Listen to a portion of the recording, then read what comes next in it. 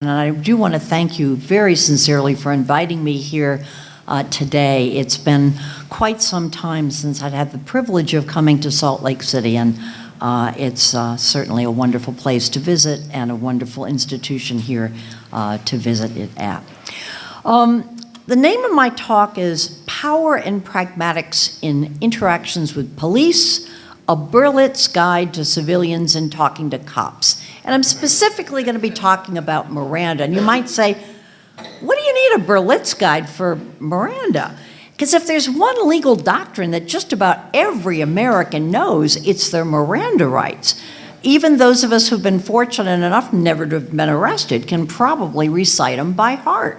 You have the right to remain silent. Anything you say can be used against you. You have the right to an attorney present during police questioning. And if you cannot afford one, one will be appointed for you. You can pretty well do that, even if you've never actually had that interchange with a police officer.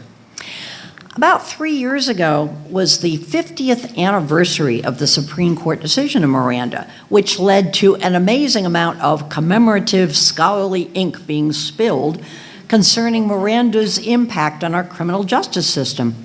And here's the thing, almost to a person, the commentators concluded that in the end, Miranda hasn't had much measurable effect either on the practices of police interrogation or on the criminal justice system. No doubt this would have been astonishing to the Miranda court itself. The majority opinion of Miranda expressed deep concern about what they saw as overbearing police interrogation that could pressure people into confessing whether they were guilty or not.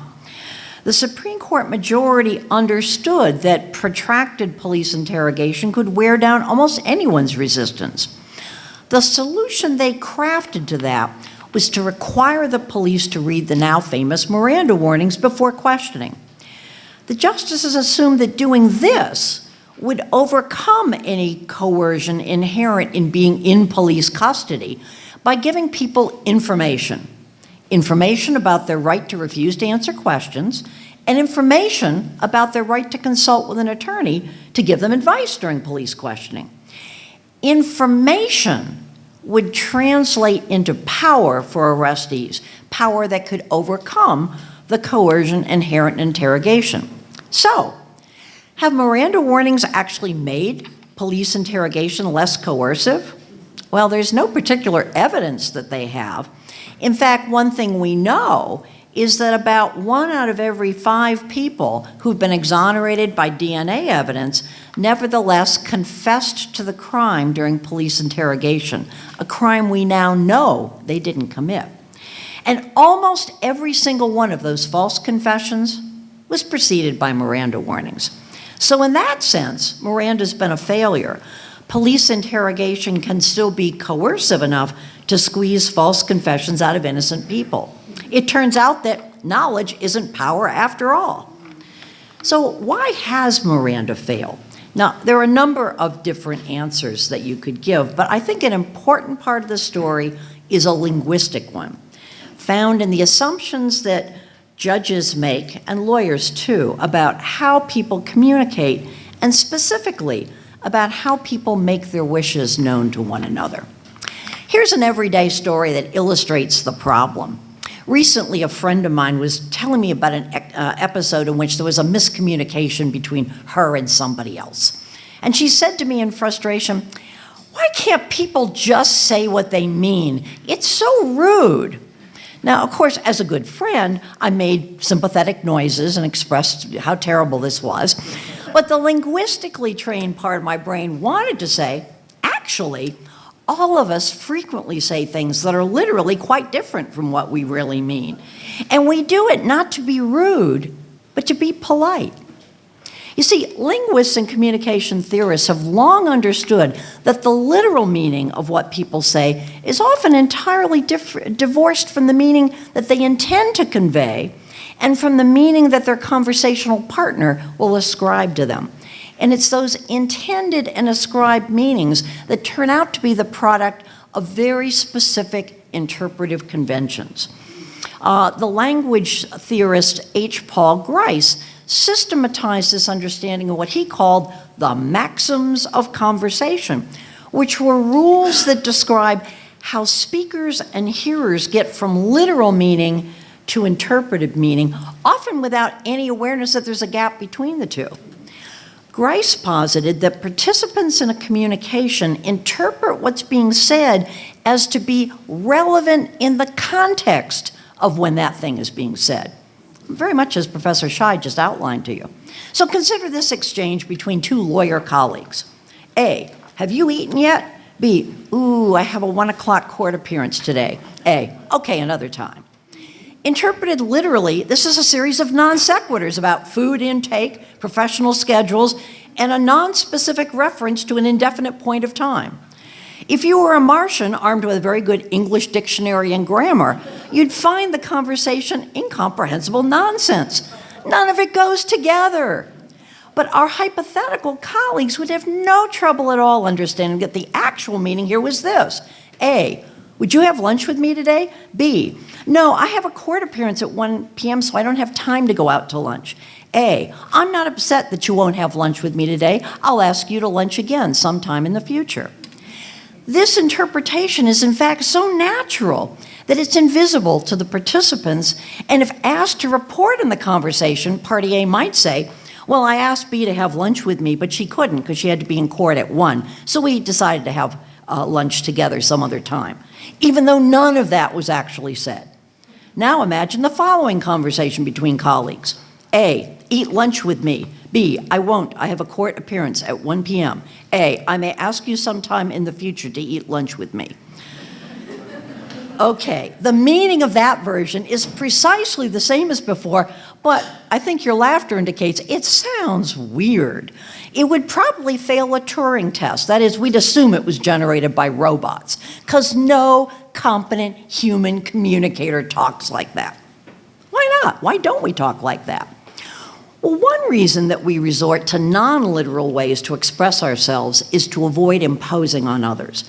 Making direct demands on other people, have lunch with me, is kind of a threatening act, both potentially compromising the self-respect of the inviter, who after all risks his invitation being rejected, and also the invitee to lunch by potentially either forcing her to do something she'd rather not do or being made to seem rude by having to actually say no. So we soften these potentially negative interactions when we're making a demand of somebody by using indirect imperatives, often phrased as questions. Do you have time for lunch today? Are you hungry? Could I interest you in a pizza? Even though all these are questions, they're not understood to be questions. So the expected response to, could I interest you in a pizza, would not be, no, I believe you have a limited ability to persuade me of a proposition. But rather, ooh, that sounds great, or I don't know, I had pizza yesterday. We don't respond to the literal language people use with us in interactions. We respond instead to the meaning that we think they must have meant given the context of the interaction. And we do so generally unaware that we've had to construct a meaning very different from the literal words used. Now, substituting an indirect question for an imperative is not the only way in which we literally do not say what we mean in order to soften our impositions on each other. Another softening strategy is to use hedged language in making our demands. I'd like instead of gimme. I think, perhaps, maybe, I'd rather, or beginning a request with, if you don't mind. Hedged language sounds less pushy, less rude than unhedged language. Ordering at a restaurant is often done like this. I'd love a decaf cappuccino instead of bring me a decaf cappuccino. I think I'll have the special instead of give me the special. Could I have another set of chopsticks instead of bring me another set of chopsticks? Waiter, any dessert for you too? Customer, maybe we'll have a single scoop of the ice cream with 2 spoons. You'd be surprised, maybe even angry, if the waiter decided not to bring you anything that you'd asked for simply because we'd made our order using polite hedging language. Of course, social context matters a lot in determining how much hedged and indirect language people will use in making demands on others. Power imbalance between the parties in an interaction also matters, and it matters a lot. Powerful people are less likely to mitigate their demands than those in relatively powerless positions. So, as a professor, I don't need to hedge when I tell my students, write your name on the seating chart that I'm handing out. But my student, on the other hand, is likely to be indirect in asking me to write a reference letter for her. Excuse me, professor, but do you have time to write me a recommendation? I'd really appreciate it. When someone is in a less powerful position, is making a demand on a more powerful person, linguists tell us that we should expect that demand would be indirect and hedged. And this would be especially true if the powerless person believed that the powerful person really preferred that the demand not be made at all. Now consider the situation of a person under arrest being interrogated in the back room of a police station by a team of detectives accusing him of a serious crime. The arrestee has just been read the Miranda warnings. And for our purposes today, let's assume that the arrestee understands those rights. I'll leave for another day the many reasons why people actually often do not understand their legal rights despite having the Miranda warnings read. But making the assumption for today that the arrestee in question does understand their rights, what would a linguist expect the arrestee would say if the arrestee wanted to claim the right to refuse to answer police questions or the right to demand a presence of a lawyer in the interrogation room? Again, the linguist would tell you the arrestee's claim of their rights would probably be made in a deferential way, maybe hesitantly, using indirect and hedged language so as to minimize the imposition inherent in making a demand that the arrestee knows the police will certainly find an unwelcome one. So, what does the law require an arrestee to say in order to successfully claim their Miranda rights? The original 1966 Miranda opinion actually does seem to take into account the fact that arrestees might not baldly demand a lawyer or refuse to answer questions. The Miranda opinion says, and here I quote, "If the suspect in any way indicates that they wish to remain silent or they wish to have the assistance of a lawyer, their invocations of their rights must be scrupulously honored and interrogation must cease immediately." So far, so good. But relatively quickly, the Supreme Court began to backtrack on that position, and eventually they retracted that language entirely. The current rule is that unless someone clearly, unambiguously, and unequivocally invokes their rights, the police are free to completely ignore their attempted invocation and press on with the interrogation to their desired conclusion, hopefully a confession. So what I want to do today is look at some actual language in which arrested people have tried to invoke their rights and see how the courts have interpreted them under that standard, clear, unambiguous, and unequivocal. Since judges are quite likely to be culturally competent communicators, you don't get through law school without being a culturally competent communicator, and you don't get to be a judge if you're not even really, really good at it, we might expect judges to have no more problem interpreting the meaning in indirect and hedged language than we did looking at the lawyer lunch example or waiters have hearing hedged language in customer orders. So what I did was I looked at the Westlaw database of appellate cases decided between 2016 and 2019 to find cases in which the appellate court had to decide if something the defendant said in response to the Miranda warnings was a legally effective exercise of their Miranda rights or not. And what I found was that in the overwhelming majority of cases, attempted invocations were held to be too ambiguous or too equivocal to count as legally effective. So I'm going to give you some examples here. First, fair warning. The language with which some suspects attempt to invoke their rights is sometimes strong language, unsuitable for a family audience. So if this is offensive, I want to apologize to you in advance, although I guess I'm not going to say I'm never going to do it again, so maybe my apology is an unfelicitous one. But I did think it was important to use the actual language in question. Also, keep in mind, as Professor Shai reminded us, that what the defendant is saying in these examples follows the reading of the Miranda warnings, and so it should be interpreted in that context, and sometimes followed by the officer saying something like, having these rights in mind, are you willing to talk with us? So again, that's the context we're talking about. So this from a 2018 case. Defendant, can I call my lawyer? Held, no invocation. That's just a question about whether it's allowable to call a lawyer, not an actual request to do so. Another 2018 case. Is it possible for me to get a lawyer now? Held, no invocation. Just a theoretical question about whether getting lawyers is a possibility, not a request for one. Another attempted invocation. Got a lawyer right here now? No invocation, because this is a question about presence or absence of lawyers in the police station, not a request to get one. Can I get a lawyer, my man? Because I ain't going to get fucked or shit like that. There's that bad language, I'm afraid. Held, no invocation, just a question about the availability of lawyers, definitely not a request for one. If y'all think I did it, I know I didn't do it, so why don't you just give me a lawyer, dog, because that is not what's up. From a 2017 case that got a fair amount of media notoriety. Court here unanimously held no invocation. The majority said because of the question form. This was said in the form of a question, why don't you give me a lawyer? And for the concurrence based on the fact the arrestee apparently was looking for a legally trained dog. Yeah, that's why it went viral. Defendant, can I wait till my lawyer gets here? Held, no invocation, just a question about waiting. And there are dozens more like that. I won't bore you with them. Bottom line, using a question form for invoking your rights almost always dooms the invocation. Now, suspects that acknowledge that getting a lawyer would require assistance of some sort also had their invocations generally found legally ineffective. In two different 2018 cases, arrestees asked the police to retrieve their wallet so they could access their lawyer's business card. In each case, the appellate court said the invocation was fatally ambiguous because, as one of the courts said, we don't know why he wanted access to the business card.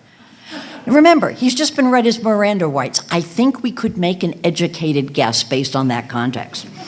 In a 2019 case, a juvenile suspect asked the police if he could call his parents to arrange to get him a lawyer. And that attempt at invocation was held to be defective because it was just a question about can he call his parents rather than an attempt to get a lawyer. So was the attempt by a hospitalized arrestee who asked the police, can I get a phone in here so I could talk to a lawyer? Again, no invocation. From a Washington State case, my father has an attorney. Can I call my dad? Court says that's not an invocation. We don't know what he wanted to speak with his dad about. It may have had nothing to do with getting a lawyer. From another case, defendant, can I make a phone call? Officer, who are you going to call at 2 a.m.? Defendant, call my mother to call my lawyer. Held, no invocation. It may not have been calling his lawyer about interrogation. It may have been something else. I don't know, a real estate deal or a bribery situation. Who knows? Now, the use of any kind of hedged language in an invocation causes most reviewing courts to find the invocation is defective. Defendant, okay then, I'm going to try to see if I can get a lawyer. Held, no invocation, just a comment on tentative future plans. Defendant, I think I should wait to talk to my public defender. Held, I think meant the invocation was equivocal. Defendant, well, if you don't mind, I'd just as soon wait till I get a public defender or whatever. Held, doubly equivocal. The language, I'd just as soon wait, was equivocal, and public defender or whatever suggests it wasn't exclusively a lawyer that was being sought. It was a public defender or whatever. I know, these are interesting cases. I read 3,124 cases. I just want credit for having done that.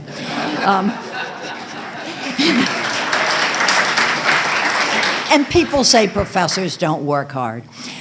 In a 2018 case, referring to the officer's statement that she had the right to an attorney during questioning, the defendant said, I guess that would be a good idea. I've never really been in trouble like this. Held, no invocation, I guess, was equivocal.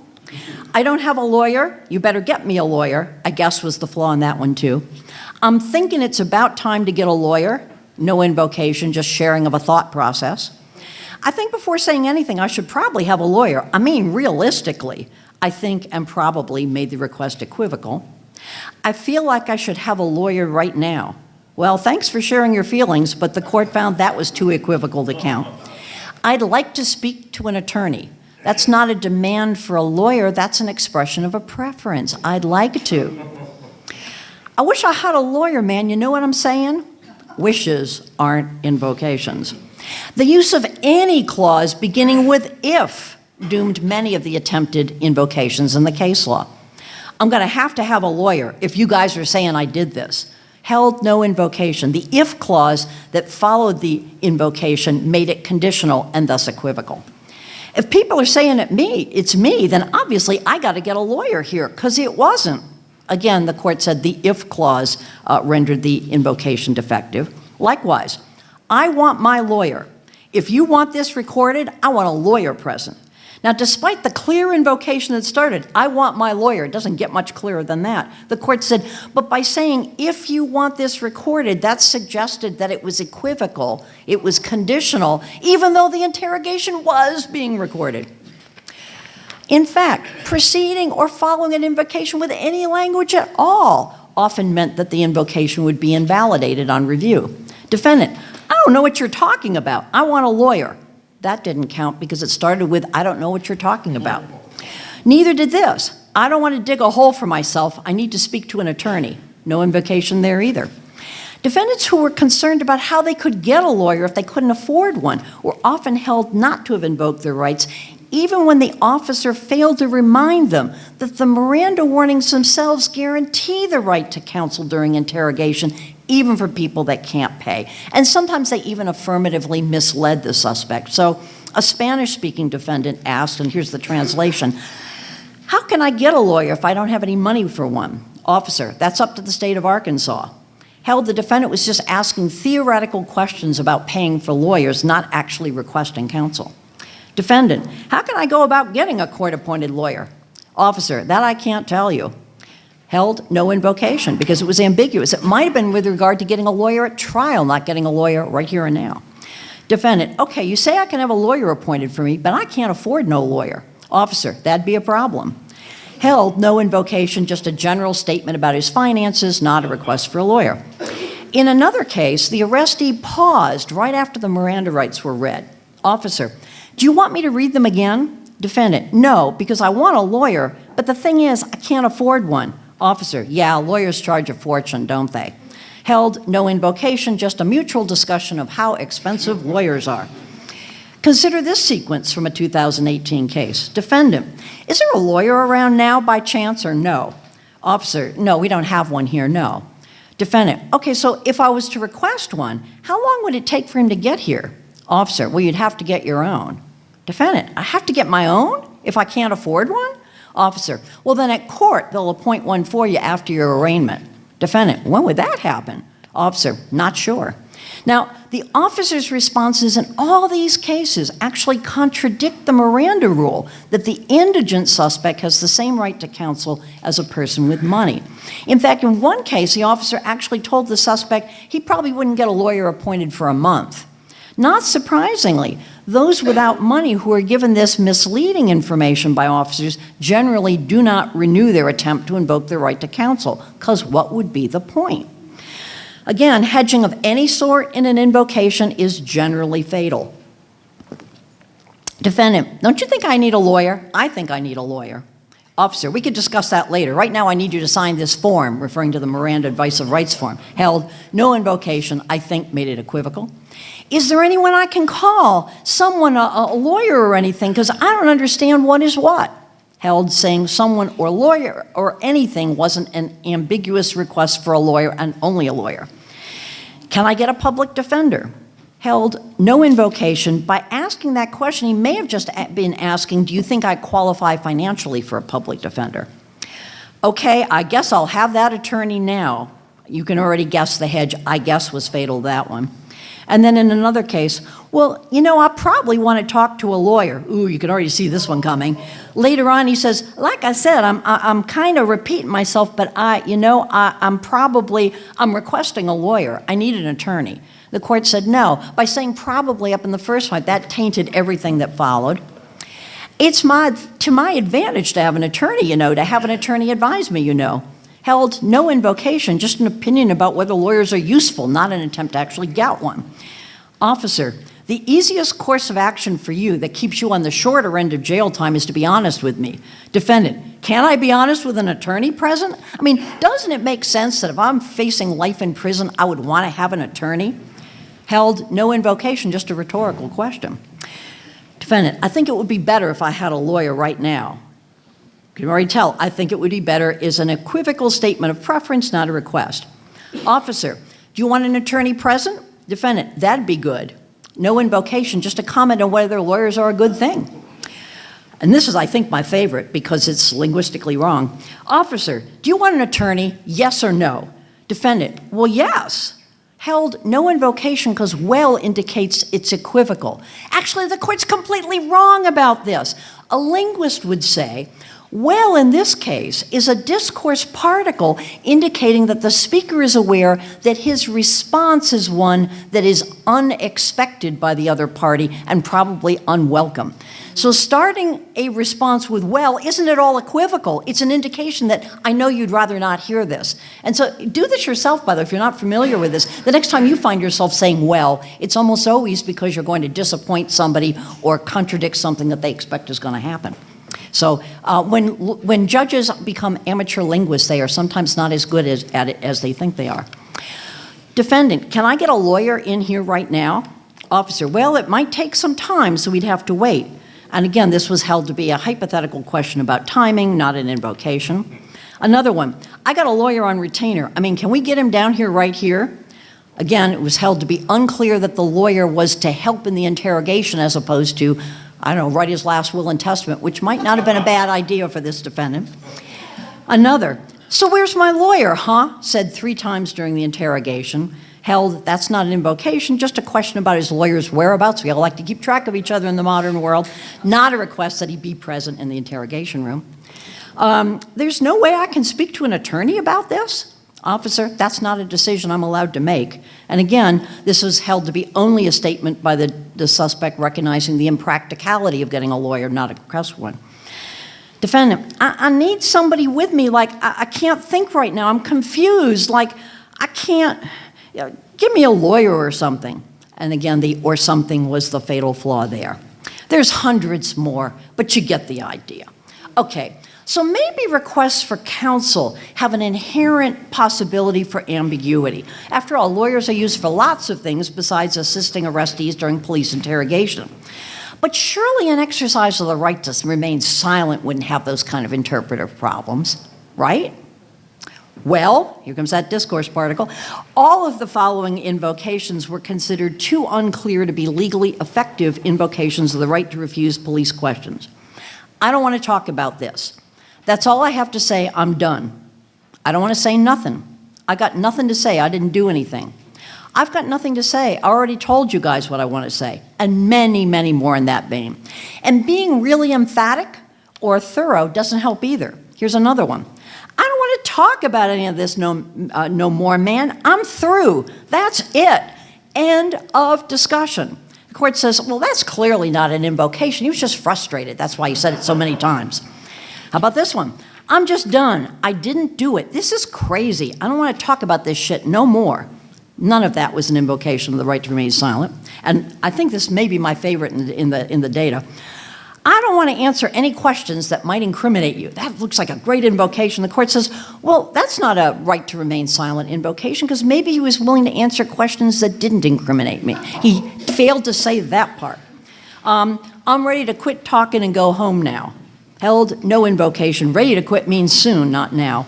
And then there are the when no doesn't mean no cases. Officer, having these rights in mind, do you want to talk with us? Defendant, no. Officer, no? Defendant, no, I don't want to. You say, oh, I have a right to remain, Court said the officer was justified in finding this invocation unclear when he said right to remain and not the full phrase right to remain silent, ignoring the suspect's 2 clear answers of no to you want to talk to us. He said it twice. Here's another no doesn't mean no case. Officer, do you want to talk to us? Defendant, no. Officer, then I guess you and I are not talking for the rest of the night, correct? Defendant, I guess so. Held, you use the word I guess. That's equivocal. In another case, having these rights in mind, do you want to talk with me? Defendant, no.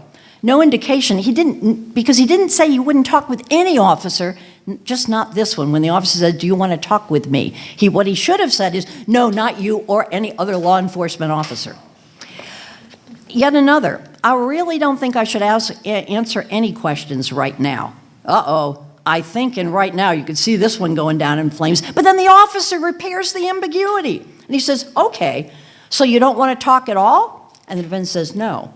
The court says that's not an invocation because first he said he didn't want to answer right now, and the second response of no was ambiguous. Okay, you don't want to talk at all? No. What does that mean? I don't know.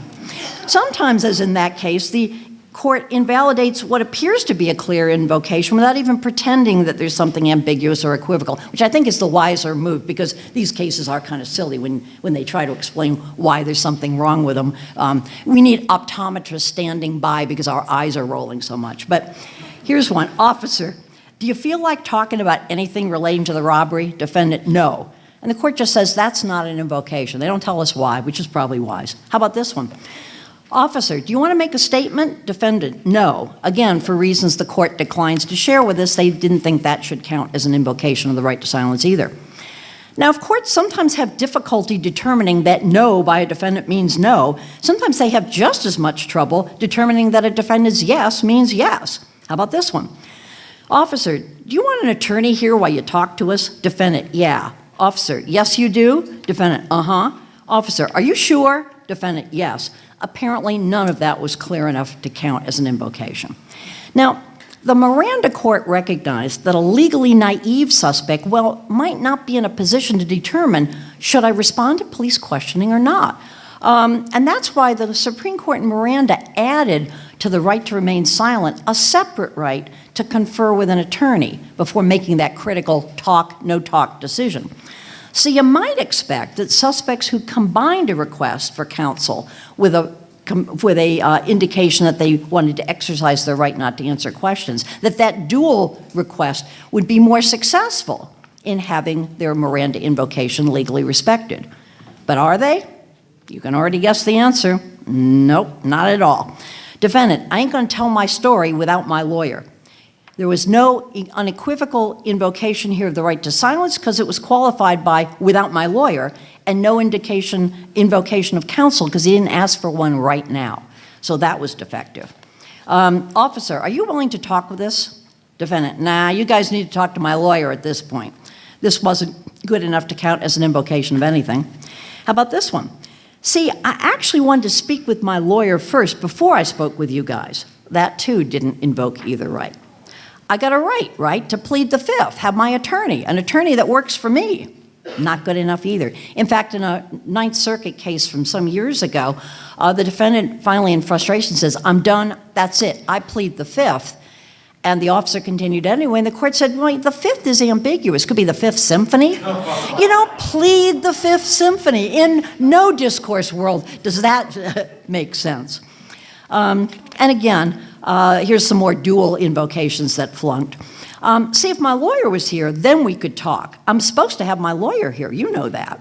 Well, didn't help. As you can see, I could keep going on. There's lots more. Again, when you have 3,125 cases, you have more than enough grist for a few weeks' worth of mill like this. But one of the things the takeaway is it's very difficult, maybe even impossible for most people in police custody to successfully claim either one of their Miranda rights, because any attenuation or indirectness in their demand is going to basically render their attempts to exercise their rights null and void. And of course, given the power imbalance between arrested suspects and interrogating officers, we would expect most attempts to claim Miranda rights will fail the clear, unambiguous, and unequivocal standard laid down by the Supreme Court, at least as legally usually interpreted by appellate courts. It's interesting. Police officers typically carry pre-printed laminated Miranda cards to assure that they get the language of the warning precisely and correctly down. But the rest of us don't have laminated cards telling us exactly what we should say, so their responses tend not to be as precise and clear as courts think they need to be.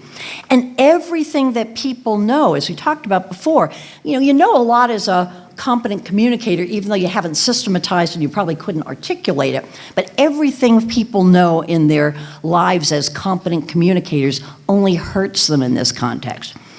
An Illinois case tried to sound reassuring in the process of denying legal effect to somebody's attempted invocation by saying this: the defendant need not articulate his desire in the manner of a Harvard linguist, but he must articulate his desire in a clear enough manner to be completely unambiguous. Frankly, I'm not sure the court knew that many Harvard linguists. A Harvard linguist, or any linguist for that matter, would have told them that the test that the appellate courts are imposing has the practical effect of putting the protections of Miranda beyond the reach of almost everyone. And so, as commentators suggested, police interrogation today continues largely unaffected by Miranda, and confessions get squeezed from the guilty, but from the innocent too. Now, I don't want to end this talk on this depressing note. The title of my talk implies that maybe what we need is a phrase book like those Berlitz phrase books for tourists that would guide folks in speaking the foreign version of English that courts are insisting on before it'll give legal effect to our invocations of our rights. Now, obviously, I meant the idea of a phrase book tongue-in-cheek. But it's true, as I've demonstrated, that appellate courts overwhelmingly perform acts of what I'd have to call linguistic contortion in order to hold that almost all attempts at invocation of the Miranda rights don't count. But here's the thing to remember, and as lawyers, you all know this well. Appellate case law in criminal cases is not necessarily a reliable indicator of what trial courts are doing. And it's trial judges who hear these challenges in the first instance. And because prosecutors can't appeal trial court rulings, except in very limited circumstances, none of which would be true here, the court, and if there's acquittal, you can't appeal at all as a prosecutor. Naturally, the appellate court record is just about 100% appeals by losing defendants. When defendants win at the trial court, that's invisible. You don't see it. They don't end up in Lexis or Westlaw.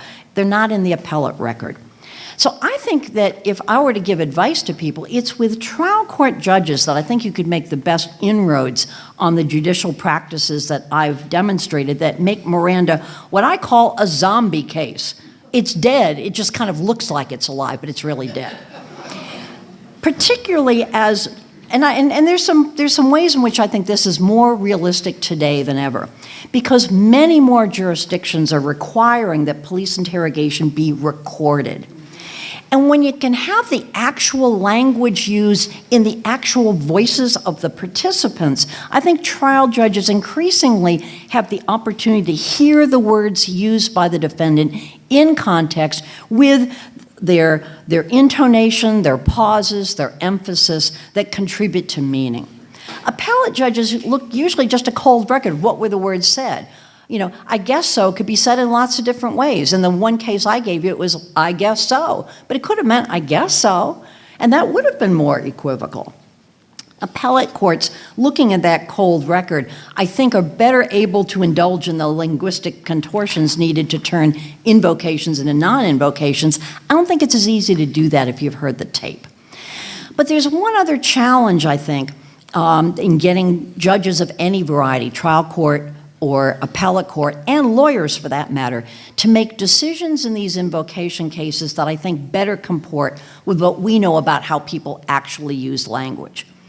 That challenge requires us to take on one of the cardinal, almost ideological beliefs that lawyers and judges have about how to interpret language.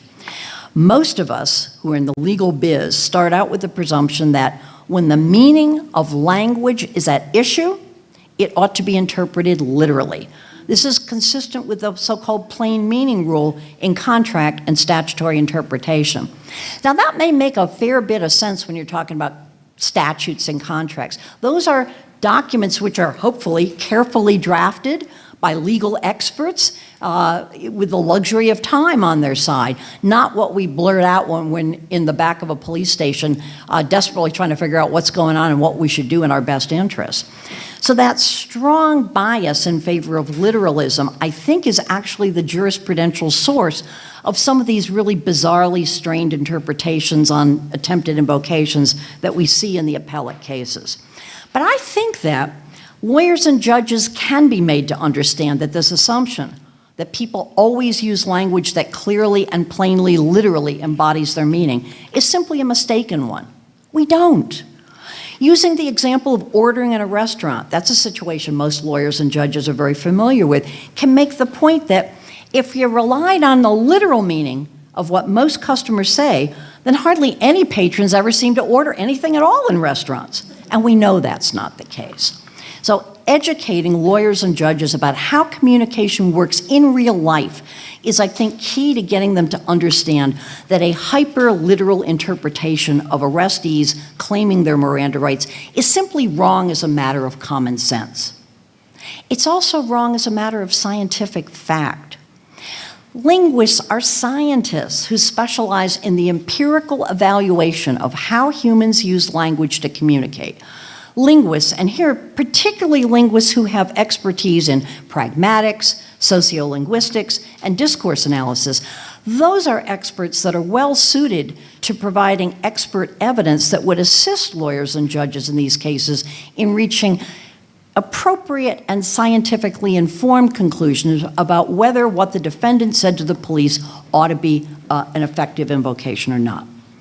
Back in 1966, the Supreme Court in Miranda understood that there was no point to guaranteeing people fair trials because fair trials would be meaningless if police interrogation techniques ended up procuring confessions that might or might not be reliable.